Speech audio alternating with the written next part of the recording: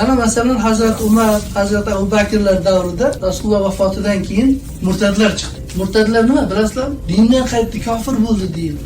O'sha dindan qaytgan kofir bo'lganlar la ilaha illalloh Muhammad rasululloh deyapti-da, namoz o'qiyapti. Zakot bermaydi. Faqat bitta zakot bermagani uchun Hazrat Abu Bakr ularni qatl qilaman jihad e'lon qildilar. Kofir deb, murtad deb e'lon qildi. Hatto Hazrat Umar qabul qilolmadi. Abu Bakr la ilaha illalloh Muhammad rasululloh degan odamni kofir deysanmi? Ularga jang qilasanmi? Ha dedi, qat'iy.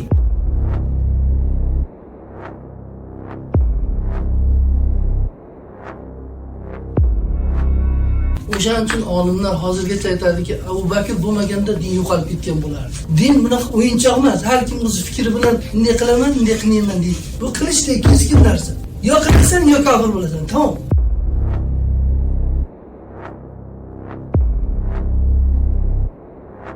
Aytganday qilmasang, hatto nima dedilar? Haligi zakot ekan. Bitta arg'amchini Rasululloh davrida berib turuvdi, endi bermayman desa, o'ldiraman dedi.